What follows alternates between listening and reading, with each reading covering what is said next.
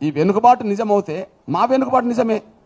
Example, ఇప్పుడు ఈ గవర్నమెంటే మాకు 9% కేటాయించింది అనుకుందాం. ఇప్పుడు ఈ గవర్నమెంటే 9% కేటాయించింది. ఏ రంగంలో నిన్నటి వరకు 9% లేదు కదా మాకు.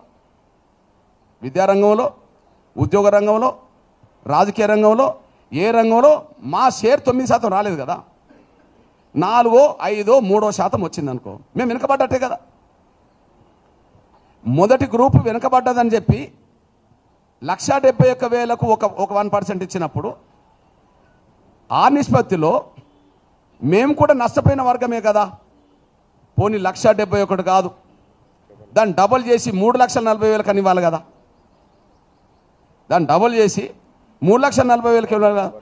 3,40,000 ఇచ్చిన మాకు 11% వస్తుంది. మొదటి గ్రూపుకు అన్ని రకాలుగా వెనుకబాటాన్ని మీరు గుర్తించి జనాభా లేకపోయినా 2 లక్షల లోపలకు 1% ఇచ్చారు. ఓకే, మేము జనాభా ఉన్నాం, మీరు దాని ప్రకారం ఇవ్వలే. మా వెనుకబాటు ఉన్నది కమిషన్ నివేదికలు సాక్ష్యం. 10% ఉండి 5% పొందడం అంటే 5% మేము కోల్పోయిన వాళ్ళం కదా, నష్టపోయిన వాళ్ళమే కదా.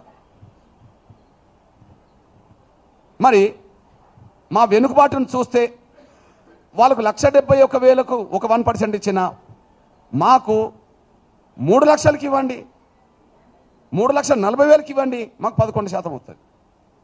జనాభా చూసినా మా వెనుకబాటు చూసినా మా 11% మాకు వస్తుంది. నంబర్ 3, ఇక్కడ కమిషన్ ఏదో రకంగా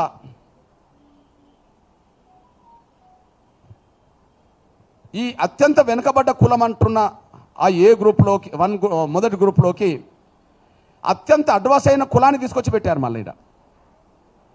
అది ఇంపార్టెంట్. అత్యంత అడ్వాన్స్ అయిన కులం మీ దృష్టికి తీసుకొస్తున్నా.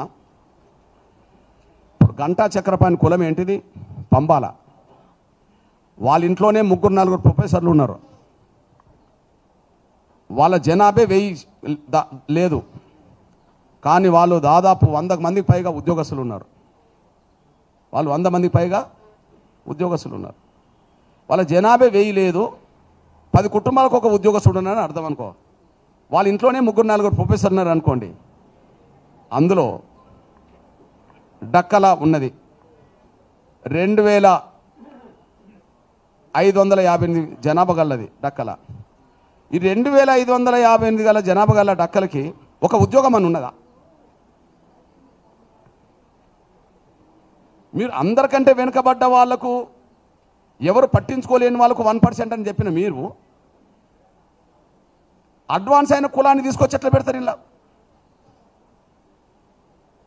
మీకు ఒక విషయం చెప్తున్నా.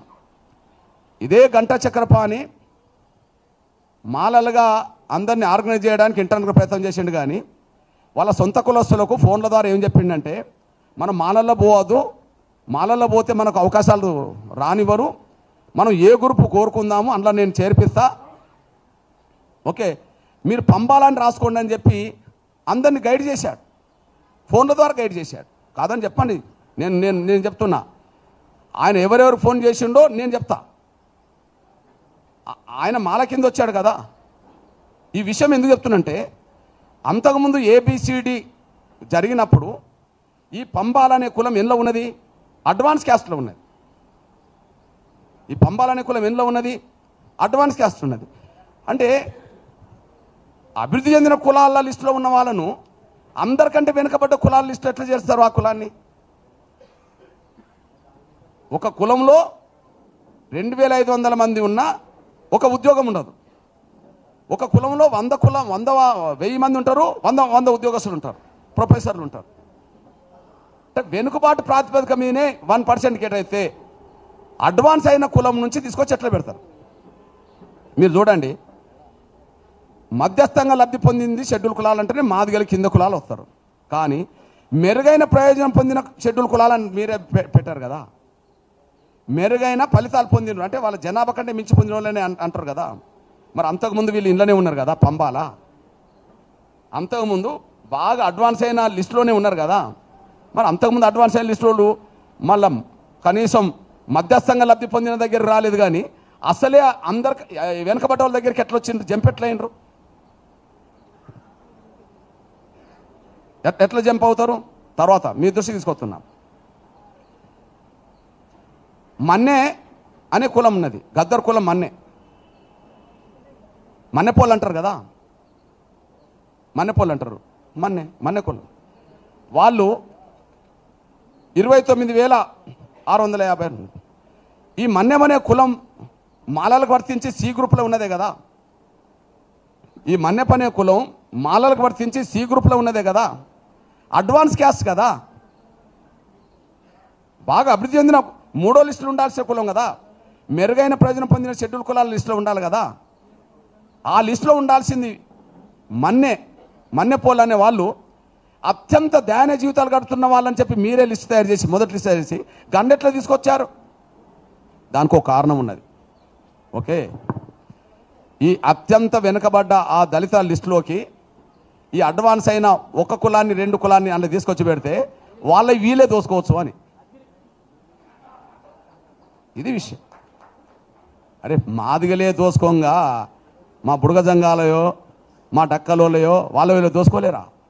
అందులో నుంచి షిఫ్ట్ అయ్యింలోకి వచ్చేసారు. బాగా అడ్వాన్స్ అయిన కులస్తులు ఎక్కడికి వచ్చారు?